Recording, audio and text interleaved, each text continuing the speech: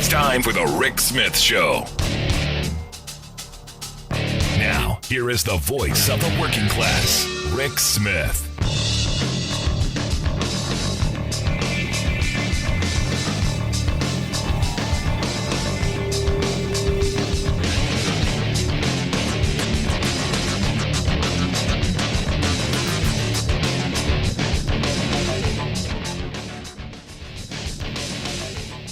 And welcome, brothers, sisters, working class heroes. This is the Rick Smith Show. Thanks so much for being here today on the big program. Lots to get to, lots to talk about. Country thinks we're already in a recession. And, you look at the most recent polling that has come out, and the view is, 46% believe we're already there. We're already in the recession. This is what the media has done to us. Another 25% expect one very soon. So you've got a majority of the people going, hey, we're either there, we're getting there, because it's the message we keep hearing. And I had one of these conversations this weekend. Good guy. We have a new studio space being built, and we're doing had a guy who owns a small business, came and delivered our unit that we're going to be building out as our studio space. And in the conversation that I had with him, it was amazing the talking points that he just rattled off. He first started off, the inflation's killing us, business is slow, all this stuff. And I said, well, what do you think the reason for the inflation is? And immediately, without missing a beat, without skipping the beat, without a thought, Biden gave away all that money. Had the answer ready. It was simple. It was easy to understand. And articulated a bit of the right-wing talking point of going, you gave all these people money who didn't work, and it's done all these horrible things. And you go, what did you do with the money that you got? Well, you go, I paid bills. And what do you think the majority of Americans do? Now, again, the reason I bring this up is because this is a good guy, good, hardworking guy, older guy who, he's a Trump guy. He voted for Republicans. This is the line because of the talking points that he chose to use about the economy, about the state of education, about the state of the country. All of it was, your basic Fox News. And, I look at this poor guy and I say this because my heart broke for him. Because here's a guy clearly has medical problems, told me that he had a certain medical condition that made it difficult for him to work.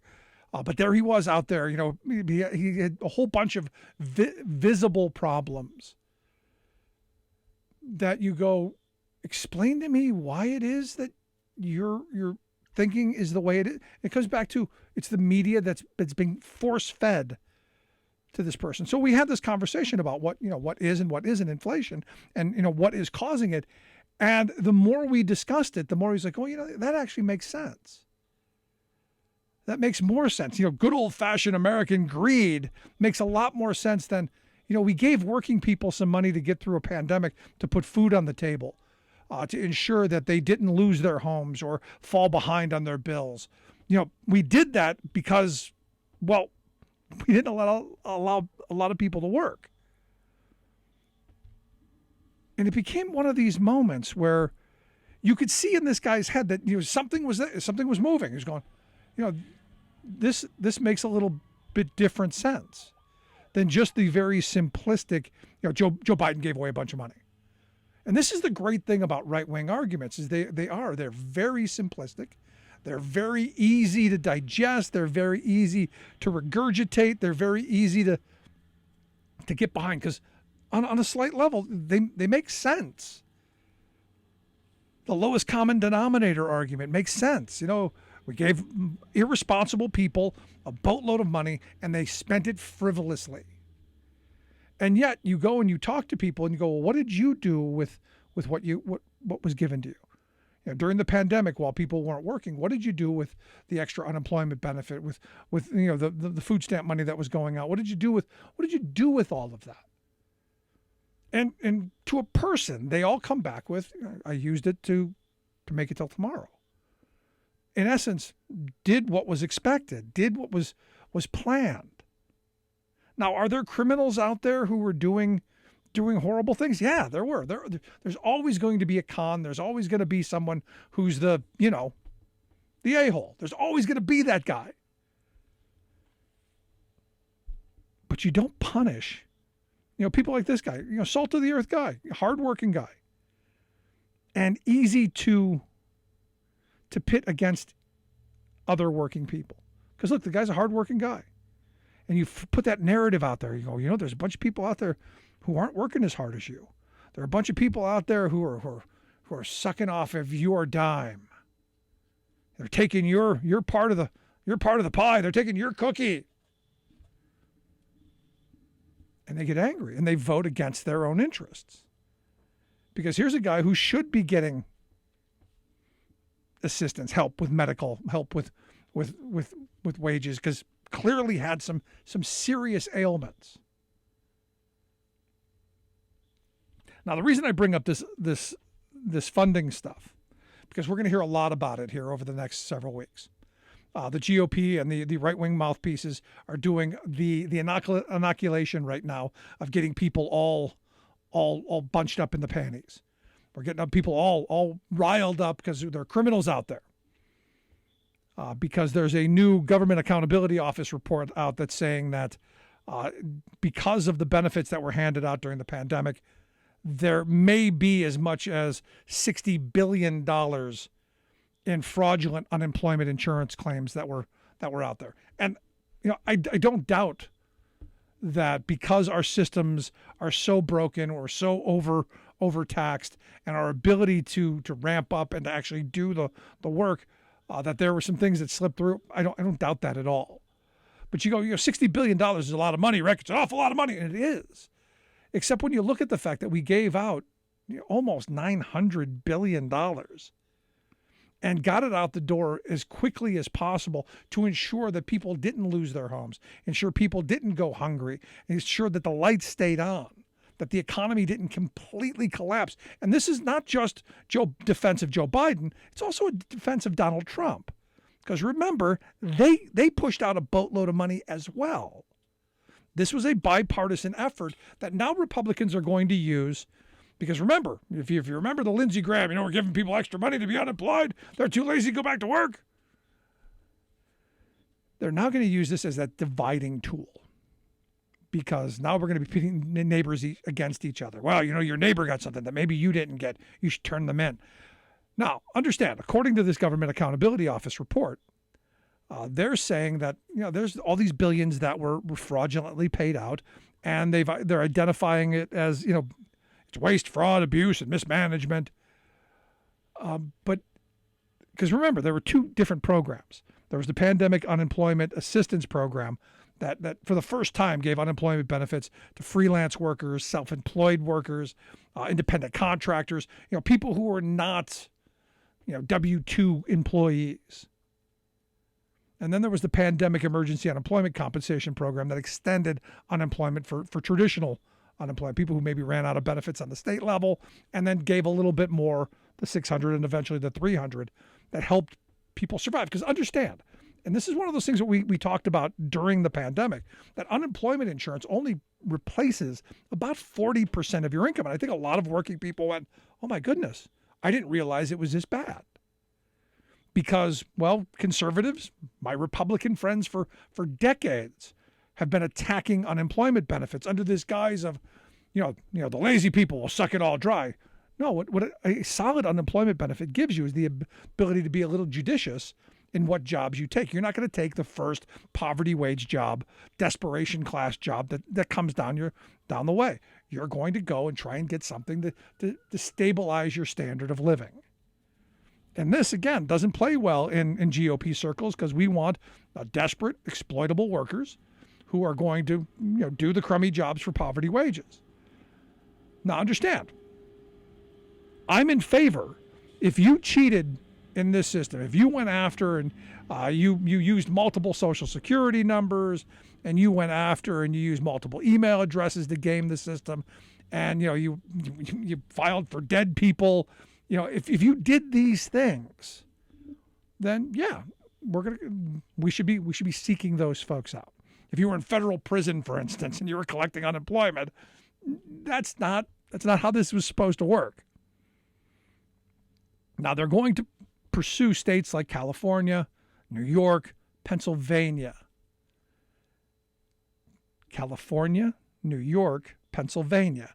What do those three states have overwhelmingly in common? There's something about those three states. What could that be?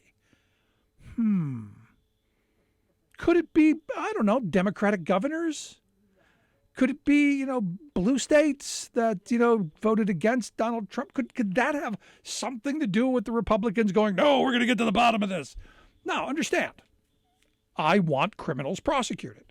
If you defrauded a system that I think we needed at the time, and you did it willingly, knowingly, with forethought and malice, there's a place for you, and that is jail, and we should be going after them. Here's my problem. My problem is I don't believe it ends there. I don't believe that's the end of the ballgame. I don't believe that Republicans go, no, we're going to get those criminals and only the criminals. What I think they're going to do is they're going to use this as a tool to just destroy these programs even further, because that, again, is their wet dream wish list. Destroy unemployment benefits, make people desperate, but also going to go after average, everyday working people in blue states. Now, they've tried to do this in some of like South Carolina and some of the states where they go, well, you weren't eligible for as much as you got, and now they want to claw that money back and basically force people into chaos. This is what Republicans are going to do over the next 2 years. It's about causing the cruelty, because as I say all the time, the cruelty is the point. The absurdity of some of the things that they do, that's the point. The pain that they're going to inflict on working people is the point. Because after all, as I say, Republicans hate working people. Look at their policies. Now, this can be done in a way that will go after the criminals. Because even while it was going out the door, we knew, these agencies knew that there were people filing multiple claims under fictitious names, but they were paying it anyway because they were overworked, well understaffed, because we've been slicing and dicing government agencies for decades and underfunding. Here in this state, in my state of Pennsylvania, you can't fill out a paper application for unemployment. You got to do it on the phone and online, and the websites were crashing. So they were just trying to get money out the door to save the economy from collapsing. And yes, there were criminals, and I would argue a number of them bad foreign actors. Those people we go after. But the neighbor who maybe got $50 more than they should have because some paperwork snafu or some, I'm not in favor of going after them, but they're going to. They're going to use this as an opportunity to crush working people so that you never have the audacity to file for unemployment again. Because again, it's about the pain. It's about the suffering. It's about the cruelty. Just my thoughts. Want to hear yours. You can email me, rick@thericksmithshow.com. You got a thought, question, comment? rick@thericksmithshow.com. Also give us a call, 1-866-416-RICK. 1-866-416-7425. Back after that.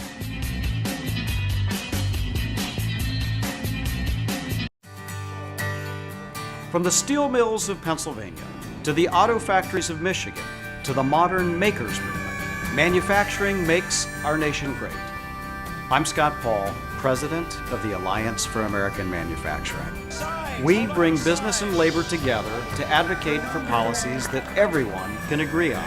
Together, we can strengthen manufacturing and create good-paying American jobs. Help us keep it made in America.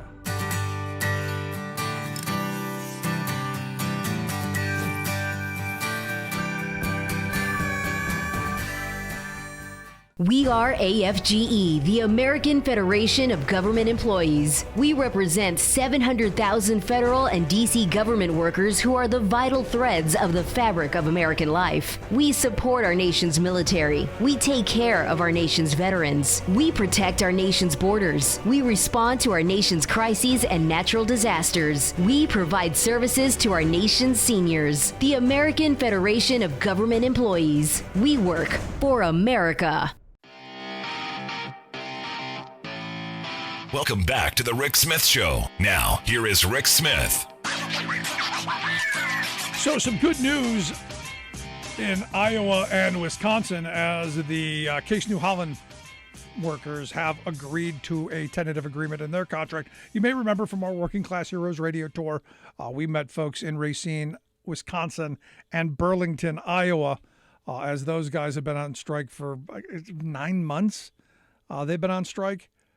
This weekend, they voted overwhelmingly to accept the last offer, 62-37, and they will be going back to work here in the coming days. Wage increase bump up to 38% over the 4 years of the contract, up from 28%. They got some language on overtime. They stood up and they fought for what they needed. They demanded, and they fought, and they won. Now they get everything they want? No, you never do. But this is a victory for the UAW members of Local 180 and 807. So shout out to those guys in Racine, Wisconsin, and Burlington, Iowa. Also Cedar Rapids, Iowa. You may remember also while we were on tour, we stopped by the picket line at Ingredion. The Ingredion workers have also agreed to a tentative agreement, ending their what is nearly a 6-month strike. And again, back to they got better. They got much better than the initial offer. This is part of how this is played. Now understand, Iowa is a no rights at work state. The threat had been, in both of these cases, to continue to use scabs and to replace these workers. So they stood up and they fought in the face of overwhelming obstacles, and good on them.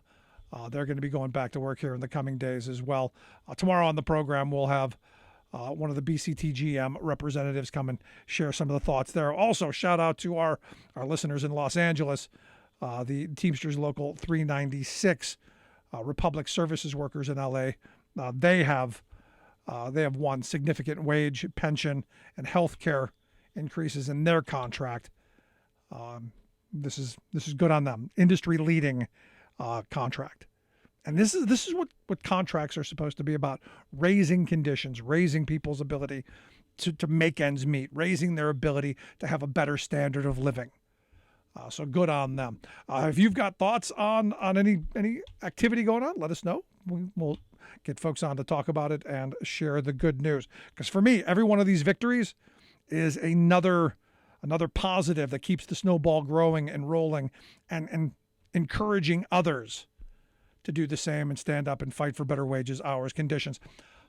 Over the weekend, the anniversary of Roe, I believe someone told me it was the 50th anniversary. There were demonstrations across the country. I know a friend of mine was in Madison, Wisconsin, with like 3,000 people who came out to say, look, don't destroy women's ability to control their bodies. Found an interesting quote. This Representative Jim Banks from from Indiana, was doing one of these right-wing radio programs, and the guy, the host of the program, is going on, we got to find a way to stop these young ladies from hopping in a car and going an hour and a half away and getting that abortion care because we're taking it away here. And Representative Banks agreed with him that we've got to stop these women from leaving the state. And in my mind went, of course, these are the papers, please people. These are the people who, you remember their immigration policy was, chipping immigrants. Is that the future? I mean, I come back to this, and what's frightening to me is there's no depths which these people will not stoop. There's nothing too extreme for them to enact their control. Now, remember, these are the same people who tell you, we want small, less intrusive government. We want to live our lives. We want to be left alone, except, in your personal decisions. This is going to be the next battlefront. Understand, the right wing, now that they have won their right to overturn Roe on the federal level, they're going to fight in the states to make it illegal in states, and they're going to beat up on corporations who have this in their health care. Any contraception is coming. We're going to go back 50 years. We're going to go back 60 years. And that's where the Jim Bankses of the world want us to go. And again, they're going to divert us with all kinds of other schemes. all kinds of other outrage. But what it's really about is about power and control. And the world that they envision for us, and this is where we've got to, as working people, have got to go, what kind of a world do we want to live in? What kind of an economy do we want to have? What kind of society do we want to leave to our children? Do we want them to have more or less rights than we have today? What I see coming out of the Republican Party right now is very theocratic, the Christo-fascist kind of stuff. The really frightening kind of, as I say all the time, Christian Sharia law, where women are second-class citizens. And as the father of two young women, that's not something I can tolerate. Now, I've said before, I'm personally not in favor of abortion. I would hope that if my daughters got pregnant, that they would not go that route, that there would be other avenues available. But that's their choice. At no point should I or any other man tell them, especially not Jim freaking Banks, what they have to do and what they cannot do with their own bodies. I'm struggling with that. Again, I'm with you on we want less intrusive government. We want government to do the things we want them to do, but I don't know. This papers, please mentality. We're going to stop people from crossing borders? Because this is what they're saying. If you live in Indiana, you can't go to Michigan. You can't go to Illinois. They got to set up Checkpoint Charlie on the freeway there. They'll have big boxes on 80 taking pregnancy tests before you can get out of the state. I mean, is this where we go? And sadly, I can envision that. I can see that coming out of these people. And we should be frightened because it's now the women folk. I go back to that Pastor Niemöller quote from World War II. First they came for the Jews and I said nothing because I wasn't Jewish. And then they came for the trade unionists and I said nothing because I wasn't a trade unionist. And then they came for the socialists and I said nothing and by the time they came for me, there was nobody to say anything for me. This is one of those moments. Now again, what's interesting to me is, and I've said this all along, if you want people to have children, if you want to encourage people to have children, conditions are important. Jobs, education, healthcare, opportunities. Make this a place that you want to bring children in, not a place that you have to, not a place where you're being punished. Is that difficult? Now, again, I've been scouring the state legislatures and our congressional geniuses like Jim Banks to find that legislation that's going to make sure that every kid gets fed, going to make sure that every kid gets an education, every kid gets health care, that every parent has a job that can support a family. I've been looking for this legislation. It ain't there. I do know there's a guy, his name is Joe Biden, who has said in the next 7 years we're going to end childhood hunger. Sounds like a good idea. Think we're going to get the Republicans on board to help with that? I wouldn't hold my breath. Most certainly. Especially if we have to tax rich people to do it. Love to hear your thoughts. Email me, rick@thericksmithshow.com. Going to take a quick break. When we come back, the other scheme, we're the hostage situation. Well, it's ramping up as we have to we got to destroy Social Security. How else can we save it? How else can we save it? Right back.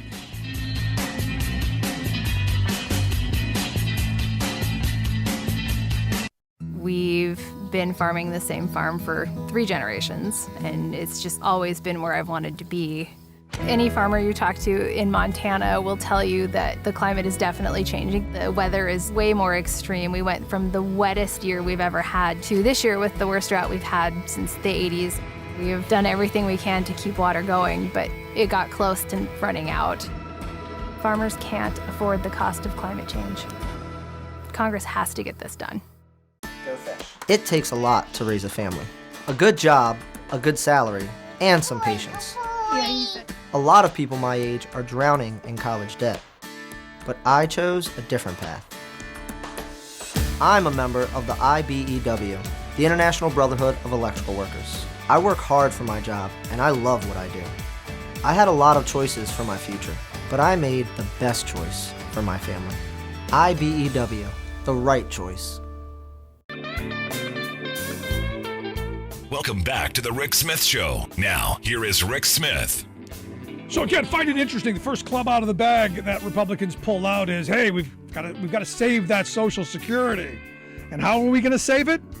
We're going to save it by destroying it, of course. We're going to push the retirement age off. In fact, I was reading a story over, I think it was over at the F channel, where they were saying, hey, sorry, but we have to raise the retirement age. We don't have a choice. We got to do it. It's got to go to 70 or 75 or wherever the number was. And immediately my mind goes to, do you remember last week in France where they talked about raising the retirement age from 62 to 64 and they were literally shutting the country down? It's kind of what we need to be doing in this country if we're going to save Social Security for working people. I know the Republican fix. They've got a Trust Them Act, and I trust that they're going to destroy it for you and me. I'm here to share some thoughts on how we defend and hold on to our Social Security. I've asked Alex Lawson to come talk with us. He's the executive director of Social Security Works. SocialSecurityWorks.org is the website. Alex, thanks for taking time for us. Thanks for having me. So the frame, you think I'm off base here? The frame is, we got to save it, Alex. We're going to save Social Security. Only we're going to make sure that nobody gets it. Yeah, I mean, the only thing Social Security needs saving from is the politicians who keep saying they want to save it. I'm serious. They're the biggest threat to Social Security by far and away. The thing I've spoken to a lot of media recently because, right, the debt ceiling is happening. The Republicans, as you said, out of the gate, they're like, yeah, we're definitely going to cut Social Security. That's what we do. And not you, but the media, the corporate media, they're like, where did this come from? And I have to restrain myself in those channels. But here I'm like, what do you mean? This is what they always do. Just because you don't listen, or you listen to Glenn Kessler in the Washington Post, who literally this election cycle, fact-checked Patty Murray, because Patty Murray said that her opponent wants to cut Social Security. And Glenn Kessler rated it false because the guy said that he wanted to restrain entitlements. And I'm like, oh, so if they don't literally say the words, I'm going to reach my hand into your pocket and steal your Social Security benefits. You just have to be like, I don't know. I don't know what their plans are. They're not clear about it. It's ridiculous. They say it every day. And it's not like some random, the random ones definitely say it as well. But we're talking, Rick Scott wrote it down in his platform, right? Ron Johnson said, oh, yeah, I'm going to do this every year. I'm going to take a hatchet to Social Security. Every single one of these guys is in some way said, because they have to, and you know that, Rick, they have to make their bones on killing Social Security. Otherwise, the billionaires who actually call the shots won't give them any money. Yep. That's what it's all about. Their billionaire funders demand this of them. So when the media is like, where did this come from? I'm like, it's written into their heart. They carved it into their heart. Ever since Francis Perkins and the New Dealer created Social Security, the Republicans have been trying to destroy it. They fought the creation of it for decades, right? It was only in the crisis of the Great Depression that progressives were able to create this. And so it is the thing that they do. It's their North Star and constellation of bad ideas. Their North Star is destroying Social Security. It's so important to them that they're holding the world economy hostage. They're saying, we're going to literally blow up the world economy unless you cut Social Security benefits. Yep. I just want to No, it's important to point that out. And the other part that's important to point out is Social Security has nothing to do with the debt ceiling. It's by law. By law, it cannot add to the debt or deficit. It cannot do that. And yet, again, as we've been saying, very telling that this is the first club out of the bag. Kick working people while they're down. Take what little that working people have. And look, if Social Security's got problems, we can solve those problems pretty simple. My view is scrap the cap. Make sure that Bezos and Buffett and Gates and Musk, they pay the same percentage that I pay. Absolutely, on all of their income. And Social Security really doesn't have a problem America has a problem. It has a billionaire problem. It has a rich people don't want to and do everything. They will rip this country apart rather than pay their fair share of taxes. And they got all their wealth from this country, from the public resources and investments that we've made. You scratch a billionaire and you're going to find that there's upward redistribution of wealth that's putting the money in their pocket. They didn't build it. I mean, Amazon, you said Bezos. Do you remember how Amazon was created? They just were like, oh, it's on the internet. I guess they don't pay sales tax, right? I mean, like that was the whole thing. And it just bankrupted all these mom and pop stores because they're like, wait, why do we have to pay sales tax?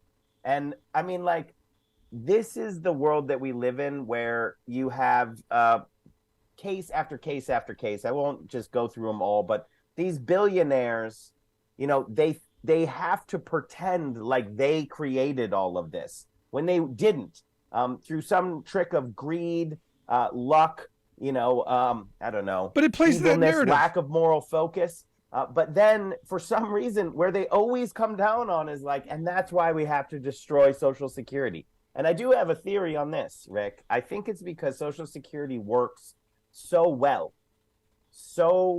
at doing what it does that it embarrasses the entire worldview, so-called philosophy of the conservatives, right? That government can't do anything, that the people can't do anything by standing together and having the government work for us, which it is, you know, and they say, oh, the private industry could do it better.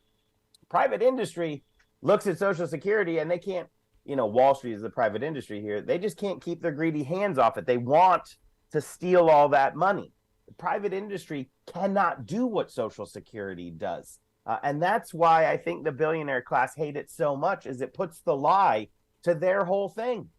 So yeah, Social Security doesn't need saving from anyone other than the billionaires and the politicians who do their bidding.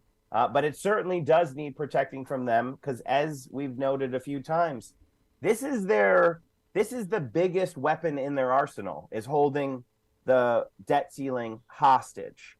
And they're doing it to demand cuts to your and my Social Security. While simultaneously saying that they want to raise prices on everything 30%. By this scam of a tax code that would cause massive inflation. I mean, you know, I was having a conversation with a guy over the weekend. I said, you know, if the Republicans get their idea, because you go, I'm all in favor of a flat tax. I go, do you know what they're saying? They're saying they're going to raise the price of everything 30%. The vast majority of working people do not pay 30% in federal income tax. That means massive tax increase on working people.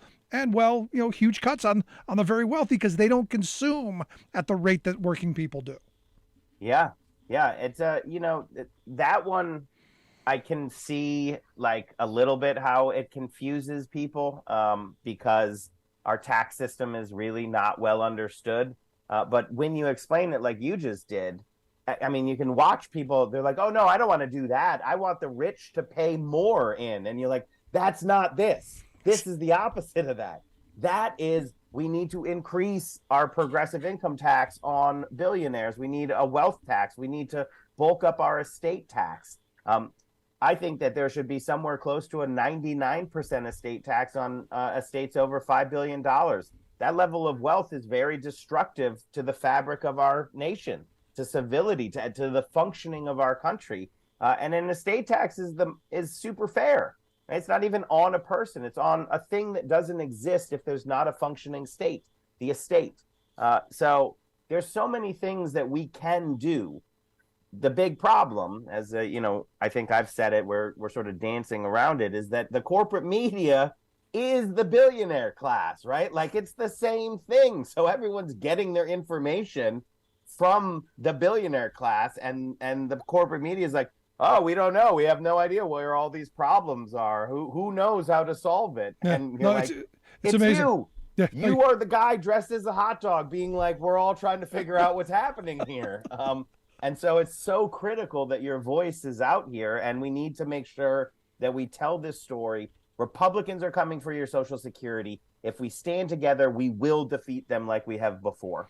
There you go. You're listening to the Rick Smith Show with Alex Lawson. Alex is the executive director of Social Security Works, socialsecurityworks.org, the website, if you want to check out more on what they do. Now, interesting, you point out how simplistic the messaging is. I mean, because you've got it right. The message is very simplistic, but they use simplistic messaging as well. People are living longer, Alex. You can't be sucking off the government teat for 20, 30 years because people are living longer. So the natural reaction is, of course, we have to raise the age that people are going to be able to get Social Security so we can make it further down the road without actually looking at what that would do to society and the kind of pain and suffering that it would cause for working people. And I come back to Republicans do this knowing the pain and the suffering that their policies cause, because that's the point. The cruelty really, really is the point. I agree. I think that their policies have to really be a banger in the policy realm for them. It has to be both cruel and stupid, right? It has to be really cruel. It hurts the people that that it hurts people, and then stupid. It has to not do what it says it's going to do, right? So when they break things, when they break the post office, the postal service, or try to, that doesn't make mail work better. It's not like, oh yeah, that added things to the system. When they break public education, that doesn't help things, right? It's the exact same sort of motivation as when corporations say, oh yeah, just give us the monopoly here and we'll pass all the savings on to the people. You're like, how many times do we have to go down the same path before? And the answer is, unfortunately, it's a dynamic system. We have to fight this fight every time. And they have simple messaging, and I do think that the left oftentimes doesn't. But we can do it too. They want us to work until we die. People don't want to work until they die. So their ideas are deeply unpopular. I will also say, on raising the retirement age to be the sort of too complicated, I like the pithy one. They want us to work till we die. But also, it's just a benefit cut, because the retirement age isn't when you actually retire. It's just the age at which your full benefits are calculated from. So each year from it, if you retire early on Social Security, you have a 7% benefit cut. If you retire later per year, you get a 7% benefit increase. So all they're saying, without saying it, because they're cowards who won't tell the American people what they want to do, is the proposal to raise the retirement age, which is actually the full benefit age, to 70, is a 21% benefit cut. A 21% benefit cut. That's what they're proposing. And then if you ask the real dummies in the Republican Study Caucus in the House, they're proposing the 75 age, right? The 75-year age. It's a 56% benefit cut. I mean, what world are these people on? And I'll tell you, they're on an unaccountable world, because if the American people knew that that's what they were proposing, we would see 2 million people in the street, like France had when there was a proposal to raise their retirement age. I think 62 to 65 is what I'm pretty sure that they were talking about in France. Yeah, that's 64. 62 to 64, just 2 years. And look, the reality is we're still 3 years beyond what they were proposing, and they're fighting to hold on to it. And this is where I keep coming back to, as working people, we've got to be acting in our own best interest, because Social Security, whether you like it or not, is the best anti-poverty program that has ever been passed in the history of society, in my view. This is taking generations of seniors out of poverty, out of eating cat food, out of living in destitute lives, and giving them pride and dignity in their final years. We should all want that. Absolutely. And I mean, the system works so well, not just for people who retire, but definitely for people who are lucky enough to retire. That should be our goal. We should all want to have some years where we're not working, where we're not, grinding out the living. That's possible in the richest country on earth. It's also possible to have disability insurance, which is what Social Security also is. People face a life-altering accident or illness in their life. They can no longer work. Social Security is there for you. The breadwinner in the family dies. The minor children receive Social Security benefits. It's there for children who lose a parent. That's something that Paul Ryan and I share. And all of that is done with, I know you know this, but less than 1% administrative costs to administer the whole system, a universal system that's there for all of us. It ensures all of us right now against these things. And that's Wall Street looks at that and says, man, I want that money. We would definitely charge 30-40% on that so that I could get another yacht. And that's what Social Security represents to them, a threat, because it works. Everything that works, they hate. They like chaos and things that don't work. They come after public education because it works. They come after Social Security because it works. That's the billionaires' game. And, you know, I do think it's a lot to do with the corporate media is why we don't have as much organized resistance, and we don't see, protest movements as large as in France. Because they muddy the water. They really have made an art out of lying to the American people about what they are trying to do. The other part of it, Alex, is, I've had a number of people tell me that, oh, you're just going off about this. It's never going to pass. So why are you getting all upset? I'm getting all upset because they really want to do this. This is on their wet dream bucket list. They want this more than anything, and yet it keeps coming up over and over and over again to where eventually, someday, they're going to get it. Yeah, and I think there's our whole system is pretty ridiculous. It's like people are told like, oh, well, this just passed, and they mean passed the House, and they're like, oh yeah, it's got 55 in the Senate, but it doesn't beat the filibuster. Oh, well, the parliamentarian ruled it out of order. Like, all of that is to make the system so incomprehensible that people have to be in Washington D.C. just to follow along. So I don't think that almost anyone recognizes the magnitude of the threat that they're using, the holding the debt ceiling hostage. And strangely here, because it is the billionaires who generally are always in charge of the tax on Social Security. You can watch financial press right now. They're the only ones who understand the magnitude of, the holding the debt ceiling hostage. They're saying, well, give the Social Security cuts, because if the debt ceiling is breached, global financial meltdown. They're the ones who understand the magnitude of it, and it doesn't have to pass. It doesn't have to do all of these. When we were trying to pass lowering drug prices, for example, right? Like, how many iterations did people hear about and not understand as it got watered down and down and down? Well, that's why this is such an important setup for them, and they basically have one, maybe two in an administration where they're not trying to pass something. They're holding something hostage that if it doesn't happen, the whole global economy blows up. The magnitude would be larger than the Wall Street caused collapse in 2008. That's what we're talking about. And I do agree. There's this wonderful,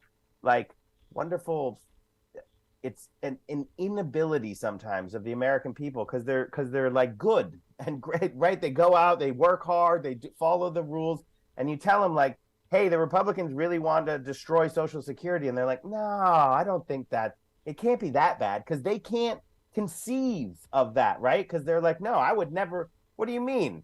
Grandma loves it, or my mother loves it, or I love it. Like, they can't conceive of the greed and evilness that it would take to actually try to push this plan. So it's like some sort of decency trap. The American people just can't believe, because they're very decent, how indecent so many of these politicians and their billionaire paymasters are. No, I go back to it. The cruelty is the point. And taking this away would just mind-blowing. Mind-blowing. Last question I've got for you. How do we fight back against this? What are the marching orders for people when they wake up in the morning, and what actions should they be taking? So we've come at it with two main strategies here. One of them, the Republicans are attacking Social Security. Do not let them hide from that. So we have a tracking team up on the Hill, which is just producers with cameras, and we're asking every Republican that we see, how big are the cuts to Social Security that you're talking about? And we got pay dirt with this guy, Rick Allen from Georgia, who was like, I want to raise the retirement age. And we will just keep doing that, exposing the Republicans. But people can do that as well. If you have the ability to talk to your elected representatives who are Republican, ask them straightforwardly about their plans to cut Social Security. and expose the Republican plans to cut Social Security. That don't let them hide. The other stream is to demand that the Democrats pledge absolutely no cuts. And we did this previously in 2011, the last time we faced this threat. We're going to get every single Democrat on record saying no cuts to Social Security or Medicare. And that's not that hard of an ask. I mean, like, obviously, morally, ethically, they should be there. But politically, President Biden has said that consistently and loudly the whole time. So all we're going to be asking Democrats to do is just get to where the president is. And we feel like we can get the entire caucus, 100% of the Democrats, to take a pledge that says no cuts to Social Security and Medicare. And at the same time, expose the Republicans that that's what they want to do. And what we think that'll do is it'll squeeze some of those 18 Republicans who are in districts that Biden won. And remember, we only need to switch about 5, 6, depending on the day. They have to vote with the Democrats, and then we can move a clean debt ceiling raise. So those two streams, holding the Republicans accountable, not letting them hide, and then demanding that Democrats take a pledge or promise not to cut a single penny from Social Security or Medicare. And we're going to be running campaigns on both of those. So you can follow that. Go to socialsecurityworks.org, sign a petition. You'll be right in the thick of things there. We're on social media, SS Works on Twitter. You can follow along there. It's a distributed action as well, because you can call your elected representatives who are Democrats and say, hey, take this pledge, promise not to cut Social Security and Medicare. If they're Republicans, get them on the record about their plans for Social Security. No, it's something we've got to fight for. And, as you're talking, my mind's going to this place of, what does this country look like without Social Security? What does my life look like? When my mother passed, when I was 13, my grandparents were able to take care of me because of the Social Security survivor benefit. My grandparents were able to live out their lives with dignity in their homes because of their savings, their union pension, and Social Security and Medicare. So a world without these things, I don't know, back to what you said a moment ago, that I don't think most people can with their brains, being good, decent people, can imagine a country without them.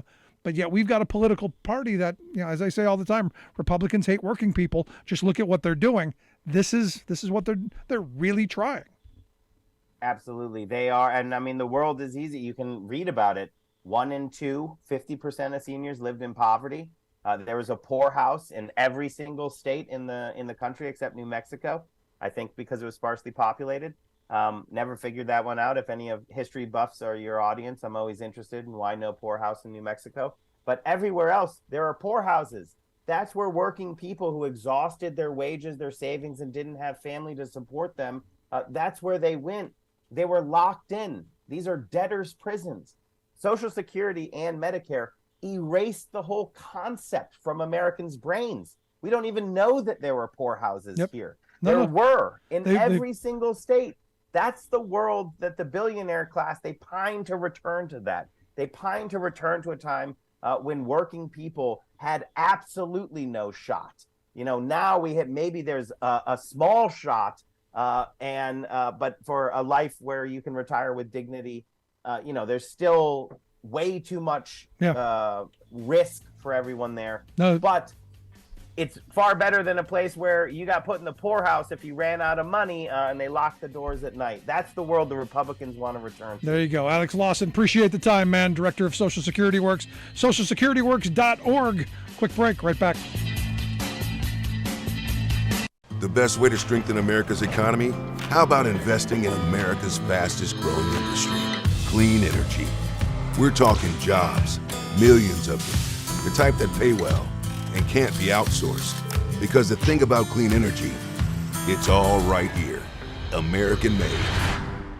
It means lower utility costs for families, and it's how we take on climate change. An investment in clean energy is a big win. Congress, let's get it done. Welcome back to The Rick Smith Show. Check out our website, thericksmithshow.com. Got an email from Jason.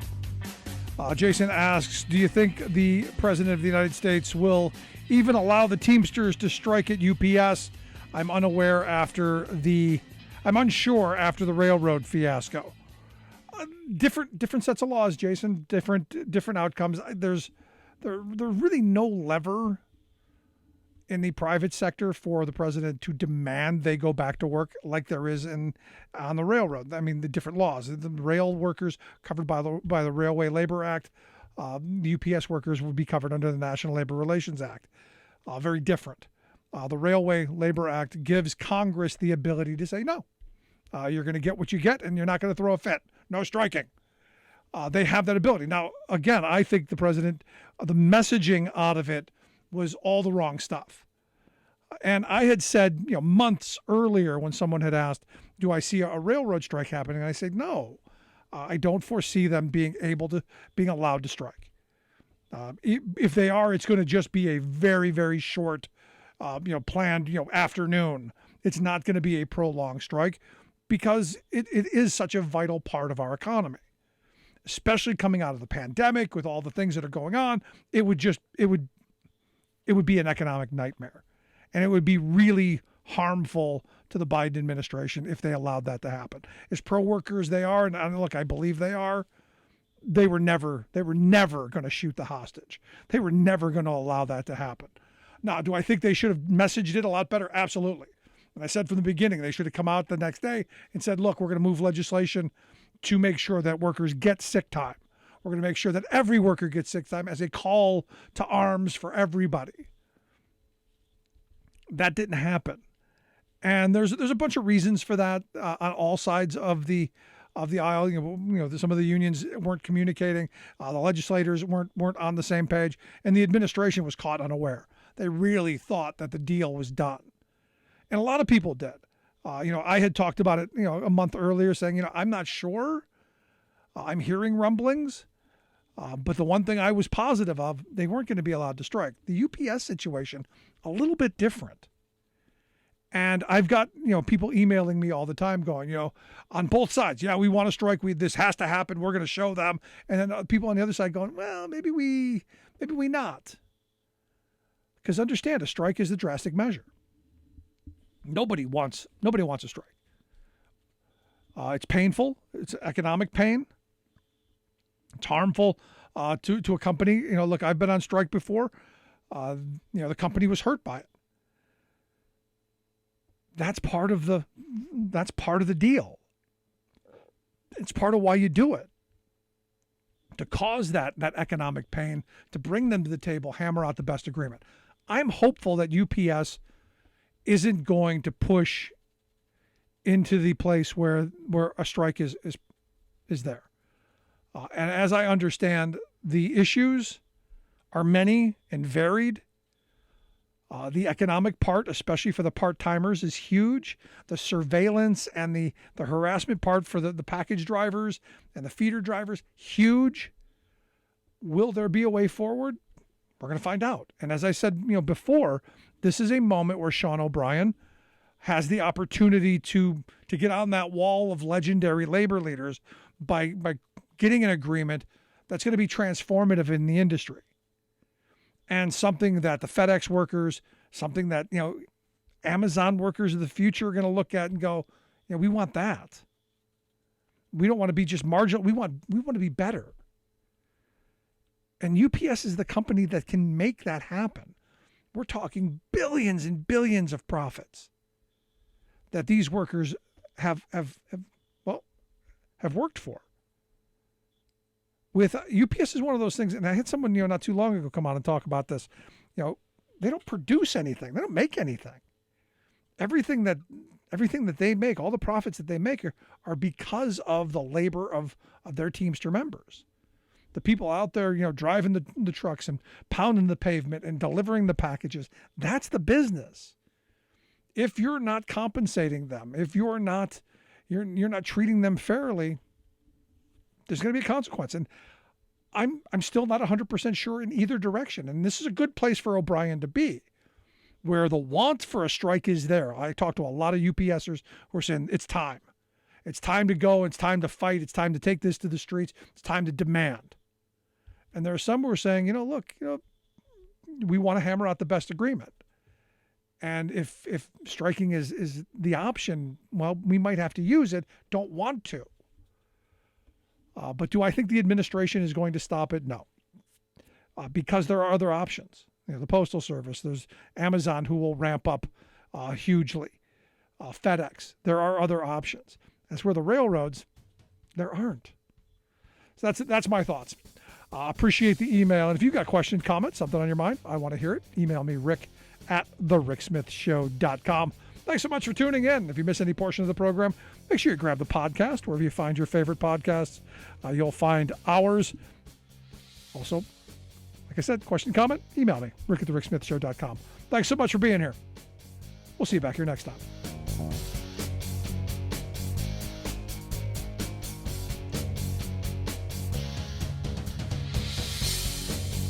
You've been listening to The Rick Smith Show. Email Rick at rick@thericksmithshow.com.